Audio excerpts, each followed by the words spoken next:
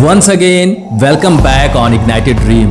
नया दिन, नया वीडियो और एक नई शुरुआत जो डेफिनेटली आपके सपनों को साकार करेगी। Striking thoughts by Bruce Lee, इस बुक के ऊपर इग्नाइटेड ड्रीम के चैनल पे वीडियो सीरीज लॉन्च हो चुकी है और इस बुक का introductory part already ignited dream के चैनल पे अपलोड हो गया है। अगर इस वीडियो को आपने अभी तक नहीं देखा है तो आई बटन पे क्लिक करके इस वीडियो को अभी देखो, जिससे आपको पता चलेगा कि आखिर इस बुक में ऐसे कौन कौन सी चीजें हैं जो मैं कवर करने जा रहा हूं।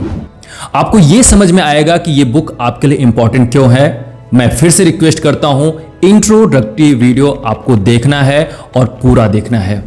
और इसके साथ साथ मैंने इससे पहले द एल्मेनिक ऑफ नवल रविकांत, इस बुक के ऊपर पूरे चैप्टर को कवर किया हुआ है। वीडियो सीरीज ऑलरेडी लॉन्च कर दिया था। आपसे रिक्वेस्ट है, इस बुक के सारे चैप्टर्स को देखो, ये बुक आपको डेफिनेटली ट्रांसफॉर्म करेगी। तो बात करते हैं स्ट्राइकिंग थॉट्स बुक के ऊपर। आज की इस वीडियो में कवर करने जा रहा हूं बुक का पहला पार्ट और पहला chapter. So let's move forward.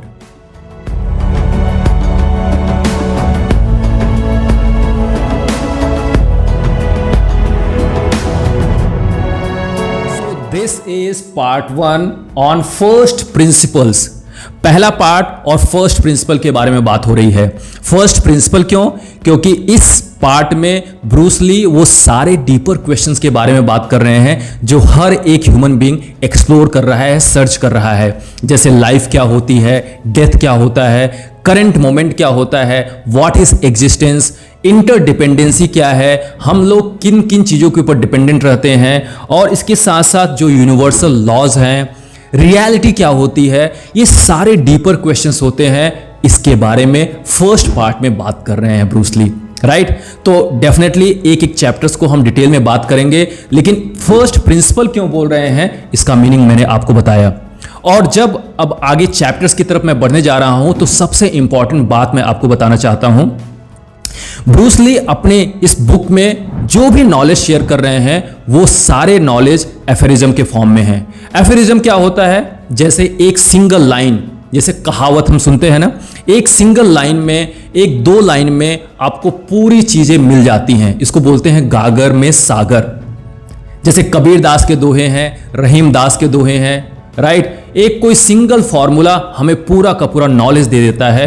उसी तरीके से जितने भी आंसर्स ब्रूस ली आपको देंगे वो एफेरिज्म के फॉर्म में होता है, एक लाइन या दो लाइन में। और जब आप उनको सही तरीके से समझेंगे ना तो वो एक थंडर बोल्ट की तरह लगेगा। आपको एक झटका लगेगा, ओ माय गॉड, मेरे डीपर क्वेश्चन का आंसर इतना आसान है। और अगर आप उसकी गहराई समझ जाएंगे ना और उसको अपनी लाइफ में डेली अप्लाई करने की कोशिश करेंगे तो डेफिनेटली आपकी लाइफ भी चेंज होगी। So this was a very important point which I wanted to share.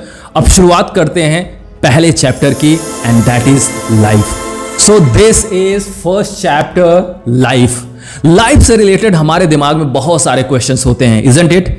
Life क्या है, इसका पर्पस और मीनिंग क्या है, लाइफ को हम जिए कैसे, ऐसे ढेर सारे क्वेश्चंस होते हैं और उसके आंसर्स हमें मिलते नहीं हैं।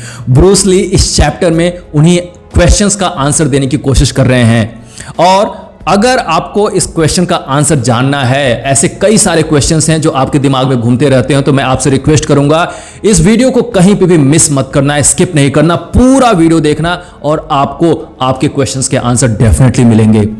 शुरुआत करते हैं पहले पॉइंट से। ब्रूस ली कहते हैं emptiness the starting point.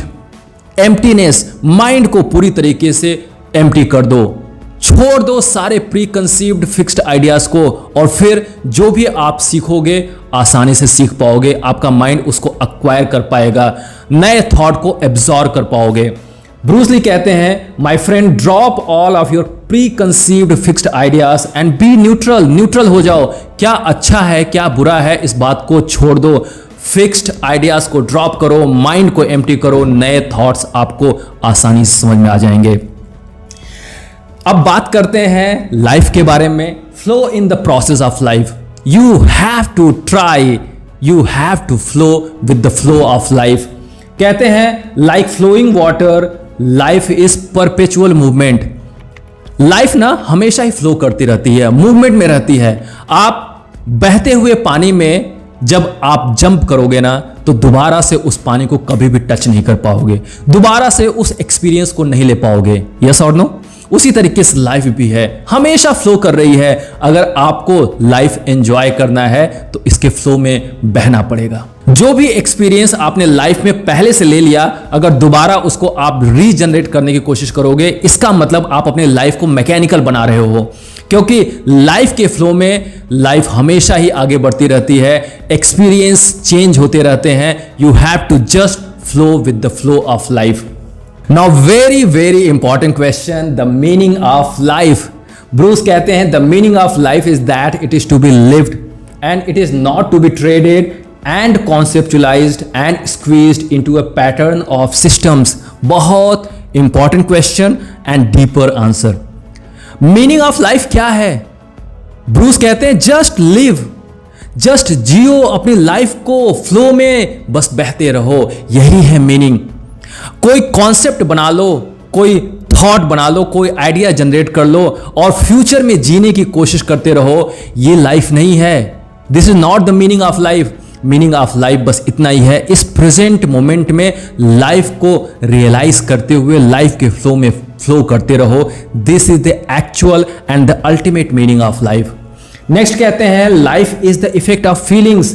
Life is simply what our feelings to do us. जैसे हम लाइफ को जीते हैं ना, तो हमारे अंदर बैड एक्सपीरियंसेस और गुड एक्सपीरियंसेस हमें मिलते रहते हैं और इसके अकॉर्डिंग हम फीलिंग्स जनरेट करते रहते हैं।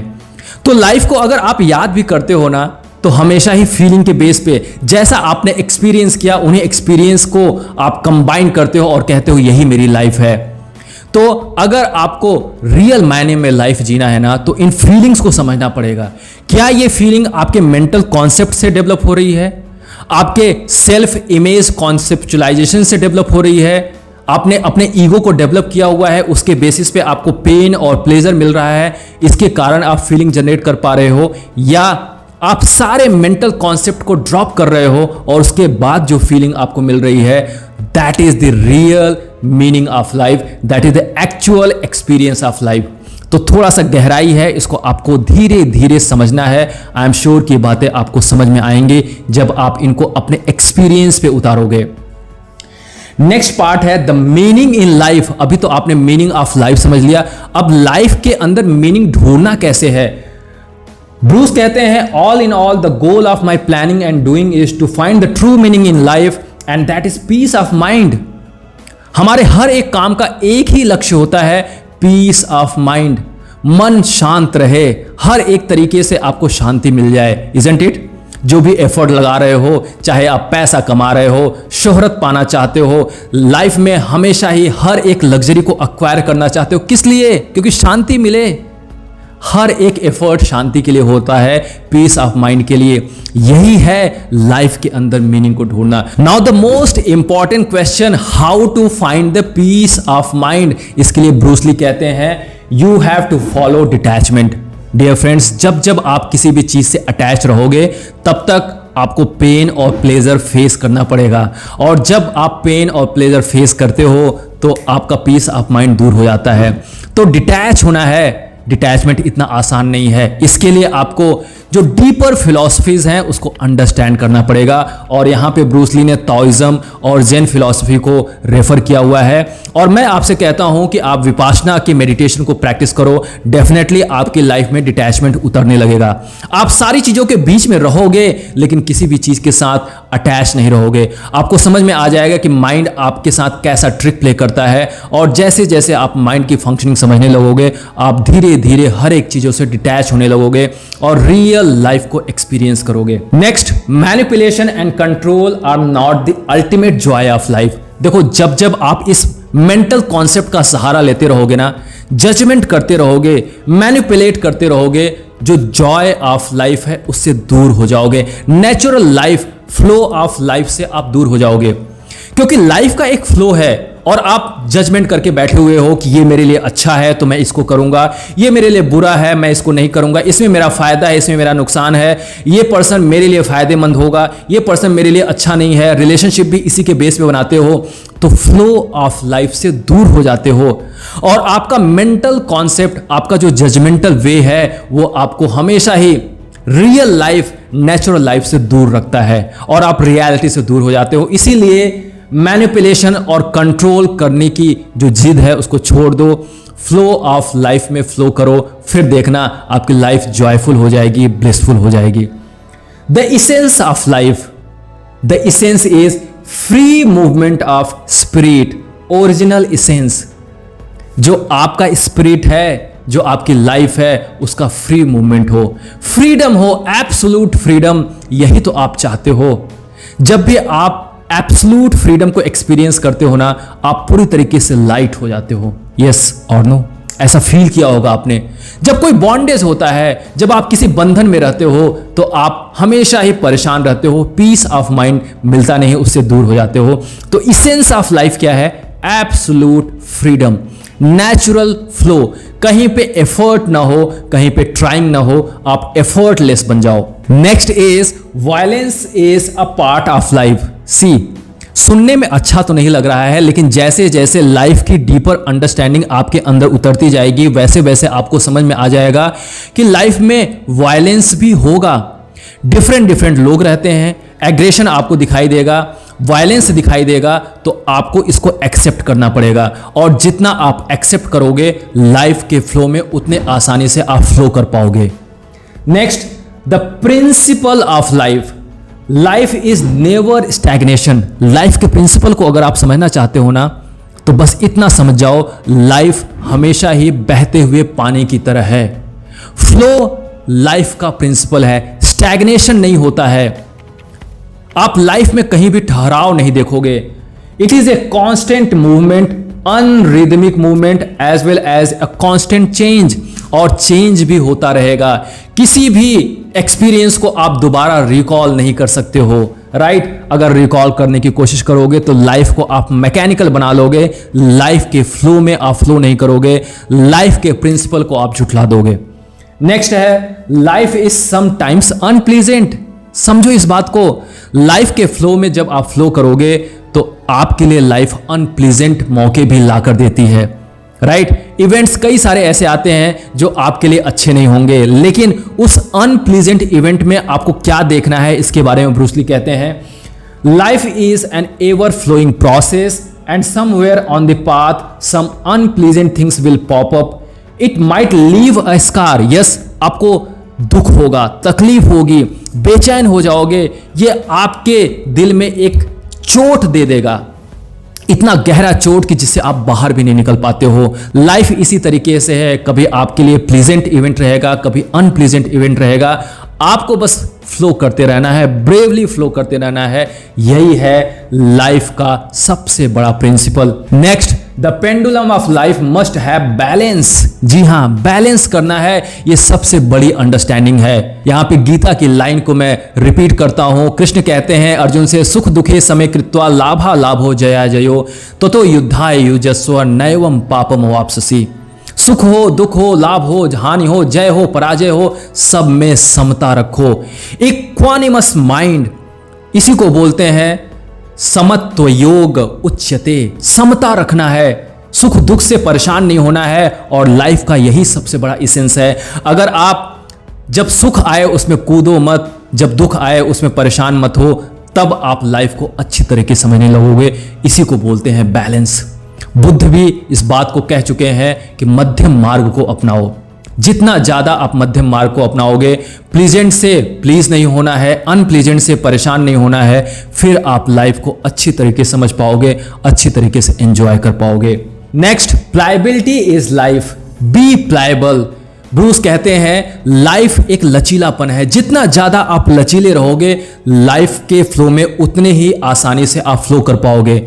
जैसे पानी होता है ना, चाहे उसके रास्ते में पत्थर आ जाए, चाहे कुछ भी आ जाए, लेकिन वो अपना रास्ता खोज ही लेता है क्योंकि वो लचीला है। उसी तरीके से आपको भी लचीला बनना पड़ेगा, प्लायबल बनना पड़ेगा, तभी आप लाइफ के फ्लो में फ्लो कर पाओगे।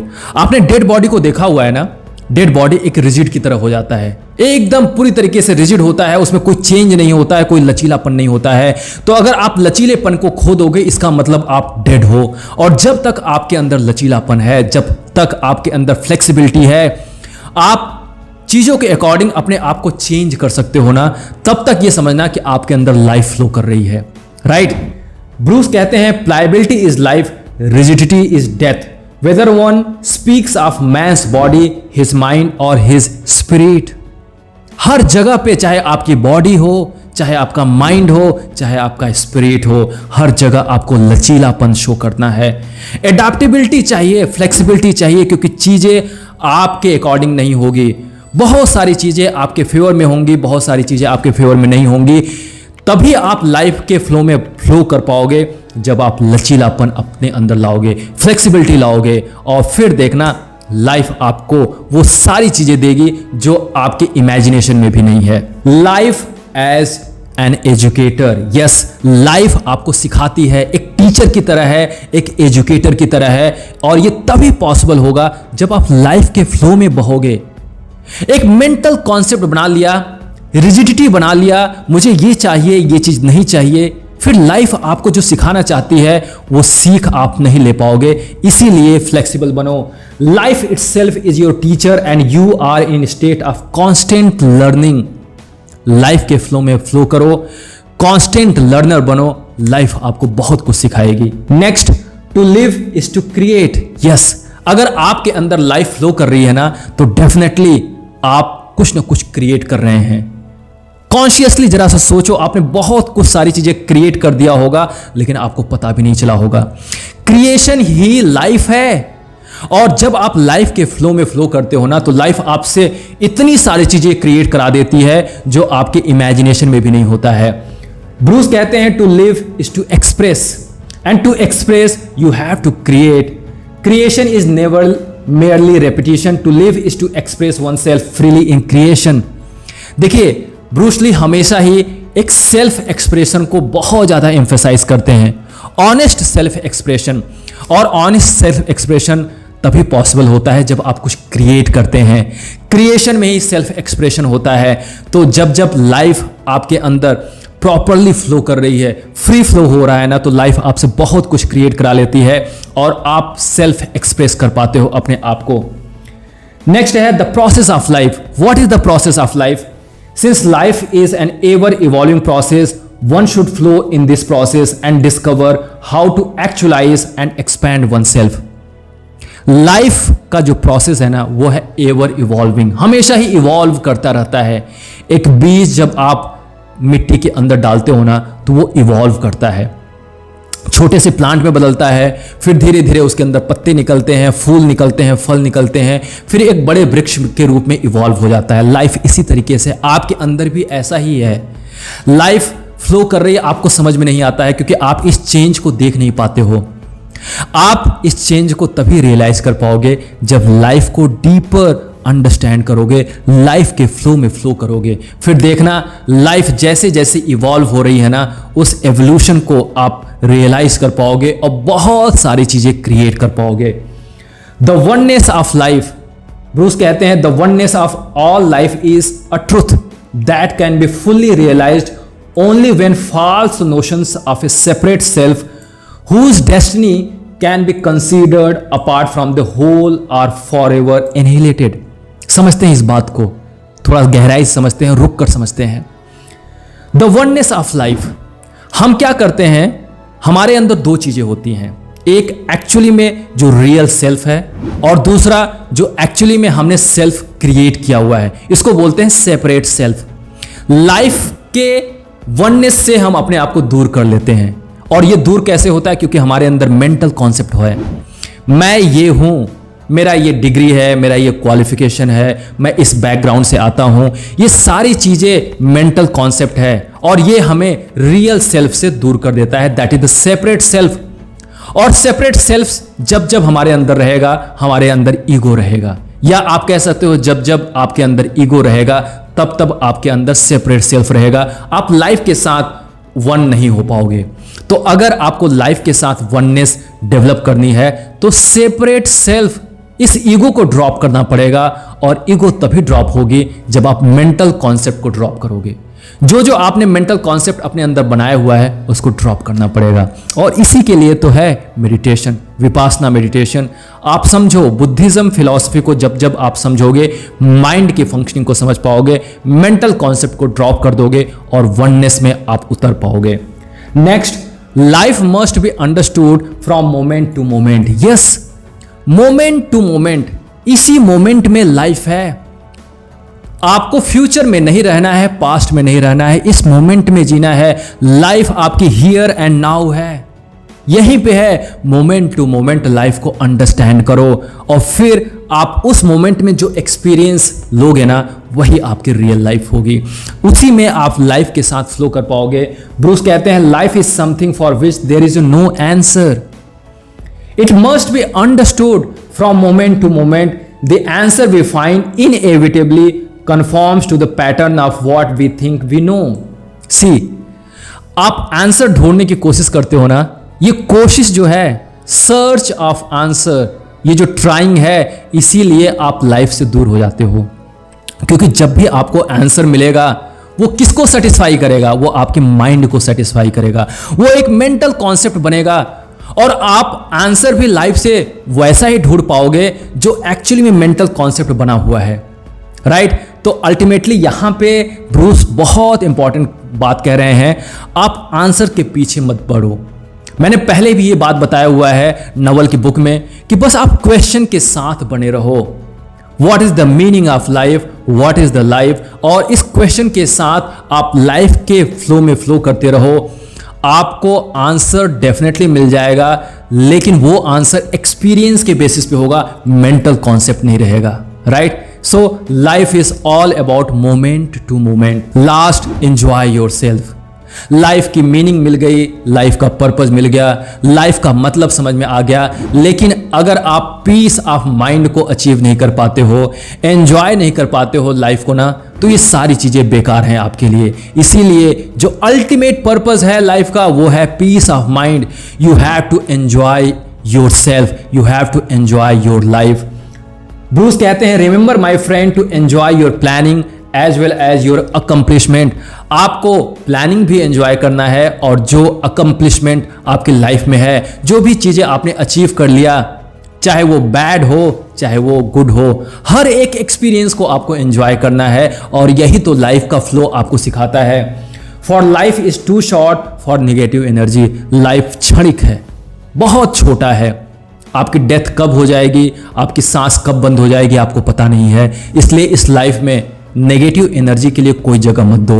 लाइफ के फ्लो में फ्लो करो, एंजॉय करो। This is the ultimate purpose of your life. So that's all about this chapter life.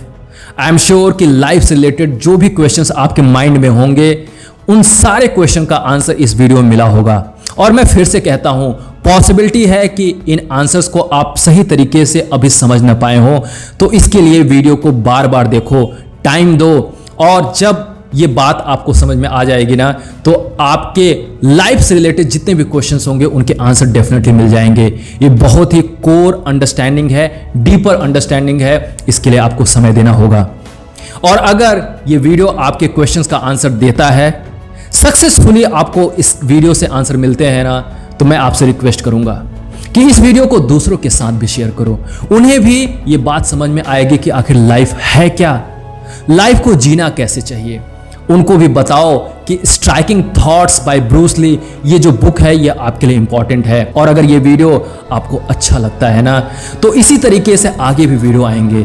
इसलिए मैं आपसे रिक्वेस्ट करता हूं, चैनल को सब्सक्राइब कर लो, बेल आइकन को हिट करो, जिससे आगे आने वाले कोई वीडियो आपसे मिस ना होने पाए।